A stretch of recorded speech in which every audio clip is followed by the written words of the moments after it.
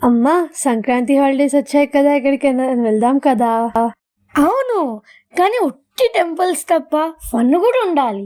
అమ్మా నాన్న ప్లీజ్. సరే, ఒక మంచి ఫ్యామిలీ ట్రిప్ ప్లాన్ చేద్దాం. జాను, రిషి పదండి. Welcome back to world of Lucky Janu. కొన్ని ప్రయాణాలు ఆలోచనతో మొదలవుతాయి, కానీ జ్ఞాపకాలతో ముగుస్తాయి. అలాంటి ఒక చక్కటి కుటుంబంతో కలిసి మా జీవితంలో మిగిలిపోయిన కొన్ని మధుర జ్ఞాపకాలను ఈరోజు మీతో పంచుకోబోతున్నాం. మా యాత్రలో ఇది తొలి రోజు, డే 1. మొదలు పెడదామా? సంక్రాంతి సమయం, పైగా పిల్లలందరికీ సెలవులు, పండగ సీజన్. వారం ముందు నుంచే టీవీల్లో హోరెత్తిస్తున్న వార్తలు, హైదరాబాద్ టు విజయవాడ రూట్ చాలా ట్రాఫిక్ అని. అందుకే ఇంకా సూర్యుడు పూర్తిగా లేవకముందే హైదరాబాద్ నగరం నిద్రలోనే ఉంది. కానీ మా ఇంట్లో మాత్రం ఒక ప్రత్యేకమైన ఉత్సాహం. సూట్ కేసులు కాదు, మనసులో నింపుకున్న ఆశలే ఎక్కువ. ఇది ఒక ట్రిప్ కాదు, ఇదొక కుటుంబ యాత్ర. బయలుదేరాం, కానీ ఎక్కడికి వెళ్ళాలి? ఎలాంటి కష్టంలోనైనా, ఎంతటి ఆపదలోనైనా ముందుగా మనకు గుర్తుకు వచ్చేది ఆ వెంకటేశ్వర స్వామినే. కానీ ముందుగా ప్లాన్ చేసుకోలేదు కదా. ఇప్పుడు వెళ్తే తిరుపతిలో స్వామివారి దర్శనం అవుతుందా? అందుకే స్వయంభువుగా వెలిసిన చిన్న తిరుపతికి మన యాత్ర మొదలు పెడదాం. పదండి, ద్వారకా తిరుమలకి. పశ్చిమ గోదావరి జిల్లాలో కొండల మధ్య ప్రశాంతంగా వెలిసిన ఈ క్షేత్రం మొదటిసారి చూసిన వారికే ఒక ఆధ్యాత్మిక అనుభూతిని కలిగిస్తుంది. గాలిలో వినిపించే గంటల శబ్దం, గోవింద నామస్మరణం, పచ్చని ప్రకృతి మధ్య ఉన్న ఈ ఆలయం, ఇవన్నీ కలిసి మనసుకు ఓ ప్రత్యేకమైన ప్రశాంతతను ఇస్తాయి. ఇక్కడ అడుగు పెడితే తిరుమలలో ఉన్నట్టే ఒక భక్తి వాతావరణం అనిపిస్తుంది. ఈ ఆలయ ప్రత్యేకత, ఇక్కడ గర్భగుడిలో 2 విగ్రహాలు ఉంటాయి. ఒకటి స్వయంభూ విగ్రహం, ఇది కొంత భాగం మాత్రమే కనిపిస్తుంది. మరొకటి సంపూర్ణ విగ్రహం, భక్తుల దర్శనార్థం ప్రతిష్ఠించబడింది. మరి ఈ ఆలయ చరిత్రను తెలుసుకుందామా? పూర్వకాలంలో ద్వారకా అనే మహర్షి స్వామివారి పాదదర్శనం కోసం గోదావరి, కృష్ణ ప్రాంత మధ్య భాగమైన ఈ శేషాచల కొండపైన తీవ్ర తపస్సుని ఆరంభించారు. కొంతకాలానికి మహర్షిపై వాల్మీకం అంటే పుట్ట వచ్చేసింది. మహర్షి తపస్సుకు మెచ్చిన స్వామివారు స్వయంభువుగా ఇక్కడ వెలిసారని పురాణాల ఇతిహాసం. అందుకే గర్భగుడిలో మనకి స్వయంభువుగా వెలిసిన స్వామివారు వక్షస్థలం వరకు మాత్రమే కనిపిస్తారు. వక్షస్థలం నుంచి కింది పాదాల వరకు మహర్షి ఇప్పటికీ స్వామివారికి పాదపూజ చేస్తున్నారు అని అంటారు. అందుకే స్వయంభువుగా వెలిసిన ఈ విగ్రహానికి అభిషేకం చెయ్యరు. అలిపిరి వద్ద ఎలా గరుడు స్వామివారికి మార్గదర్శిగా భక్తులను ఆహ్వానిస్తూ నిలుస్తాడో, అదేవిధంగా ద్వారకా తిరుమలలో కూడా గరుత్మంతుడు భక్తులకు స్వాగతం పలుకుతున్నట్టుగా అనిపించింది కదా. గరుడు విష్ణుమూర్తి వాహనం మాత్రమే కాదు, భక్తి, శరణాగతి, విశ్వాసానికి ప్రతీక. ఆలయంలోకి ప్రవేశించే ముందు గరుడుని దర్శించడం అంటే మన అహంకారాన్ని బయటే వదిలి భక్తితో స్వామివారి సన్నిధికి వెళ్ళడం. అదే ఆధ్యాత్మిక భావం. ఈ పోలిక వల్లే ద్వారకా తిరుమలని చిన్న తిరుపతి అంటారా? పదండి, ఆ కథ కూడా తెలుసుకుందాం. 11వ శతాబ్దంలో విశిష్టాద్వైత సిద్ధాంతకర్త అయిన శ్రీ రామానుజాచార్యుల వారు ఈ ఆలయాన్ని దర్శించారు. భక్తులు స్వామివారి సంపూర్ణ రూపాన్ని దర్శించుకోవాలనే సంకల్పంతో తిరుమల తిరుపతి నుండి మరొక నిలువెత్తు విగ్రహాన్ని తెప్పించారు. ఆ విగ్రహాన్ని స్వయంభూగా ఉన్న చిన్న విగ్రహం వెనుక ప్రతిష్ఠింపజేశారు. ఈ విధంగా ఒకే గర్భాలయంలో 2 విగ్రహాలు ఏర్పడ్డాయి. అదిగో మాటల్లోనే ఆలయానికి చేరుకున్నాము. కొండపై మహిమాన్వితంగా నిలిచిన ఈ గోపురాలు దూరం నుంచే భక్తులను ఆహ్వానిస్తున్నట్టుగా కనిపిస్తున్నాయి. ఒక్కో అడుగు ముందుకు వేస్తూ గోపురానికి చేరుకునే కొద్దీ మనసులో భక్తిభావం మరింత పెరుగుతుంది.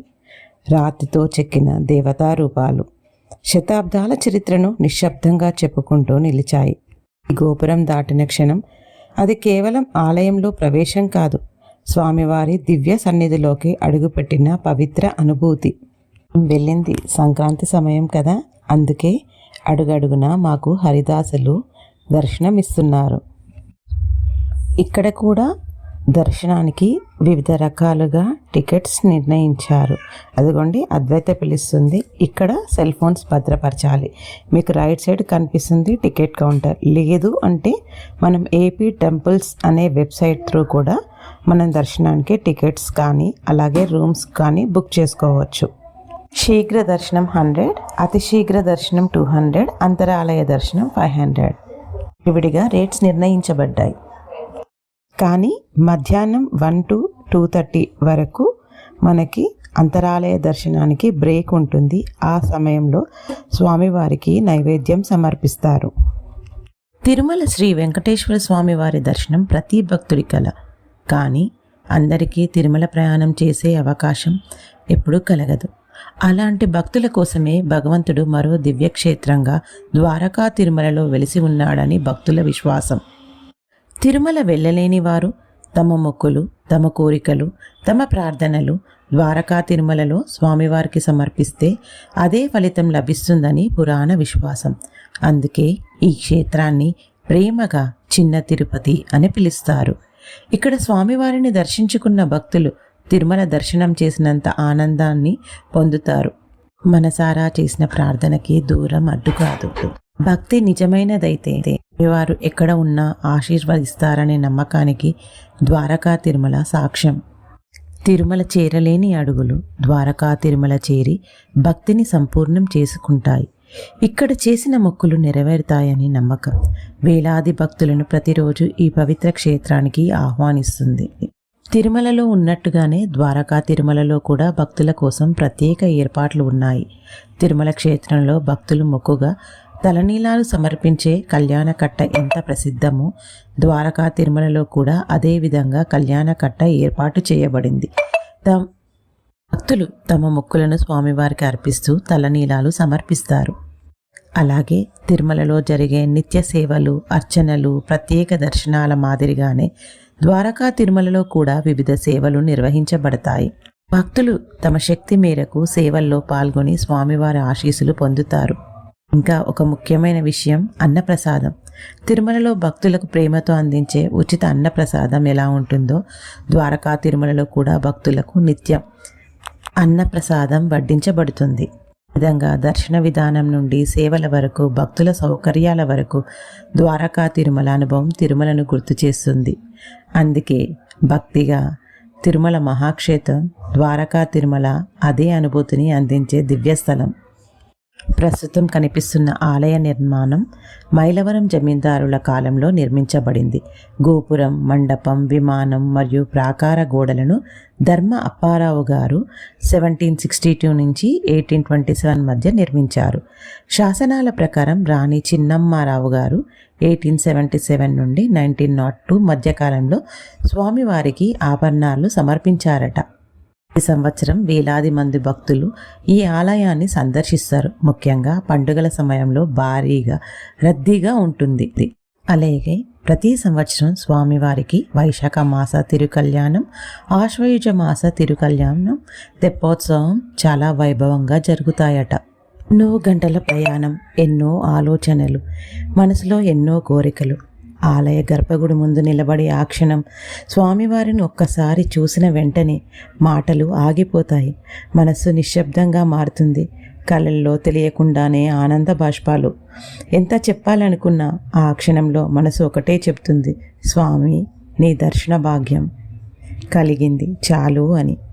జీవితంలో ఉన్న బాధలు, భయాలు, అలసట అన్నీ స్వామివారి సన్నిధిలో కరిగిపోయినట్టుగా అనిపిస్తుంది. ఆ దివ్య రూపం చూస్తుంటే కాలం ఆగిపోయినట్టుగా ఉంటుంది. అలాగే బ్రహ్మపురాణం ప్రకారం శ్రీరాముని ముత్తాత అయిన అజమహారాజు తన వివాహం కోసం ఇందుమతి స్వయంవరానికి వెళ్ళే మార్గంలో ఈ ఆలయాన్ని దర్శించారట. అయితే యుద్ధానికి వెళ్ళే తొందరలో ఆలయ దర్శనం చేయకుండా వెళ్ళారు. దీంతో యుద్ధంలో అతను కష్టాలు ఎదుర్కోవలసి వచ్చింది. తన తప్పును గ్రహించిన అజమహారాజు వెంకటేశ్వర స్వామిని ప్రార్థించగా అతనికి విజయం లభించిందని, ఆ ఘటన తర్వాత ద్వారకా తిరుమల ఆలయం మరింత ప్రసిద్ధి చెందింది అని అంటారు. ద్వారకా తిరుమలలో శ్రీ వెంకటేశ్వర స్వామి వారి ఆలయం ఎంత పవిత్రమో అదేవిధంగా ఇక్కడ ఉన్న శివాలయానికి కూడా ప్రత్యేకమైన ఆధ్యాత్మిక ప్రాధాన్యం ఉంది.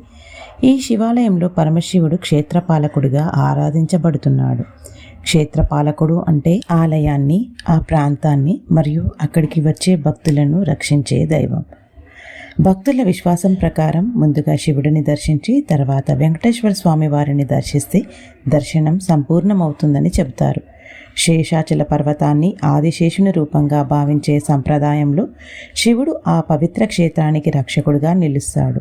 ఇక్కడ శివుడు కాపలా దేవుడిలా నిలిచి స్వామివారి ఆలయాన్ని సంరక్షిస్తున్నాడనే భావన భక్తుల్లో బలంగా ఉంది. ఈ క్షేత్రం శైవ మరియు వైష్ణవ సంప్రదాయాల ఐక్యతకు ప్రతీకగా నిలుస్తుంది. ఒకవైపు శ్రీ వెంకటేశ్వర స్వామివారు మహావిష్ణువు రూపం, మరోవైపు పరమశివుడు క్షేత్రపాలకుడిగా ఉండటం ఈ క్షేత్రానికి ప్రత్యేక మహిమను ఇస్తుంది. ఈ దివ్య ద్వారకా తిరుమల యాత్ర మన అడుగులను ఆలయానికి మాత్రమే కాదు, ఆధ్యాత్మికత వైపు నడిపించే పవిత్ర ప్రయాణం. శివుడు క్షేత్రపాలకుడిగా కాపాడుతున్న ఈ భూమిలో శ్రీ వెంకటేశ్వర స్వామి కరుణను అనుభవించిన ప్రతి క్షణం జీవితాంతం గుర్తుండే అనుభూతి. మనసారా పిలిస్తే స్వామివారు దూరంలో ఉండరు, భక్తి ఉన్న చోటే ఆయన సన్నిధి. మరో చక్కటి వీడియోతో మళ్ళీ కలుసుకుందాం.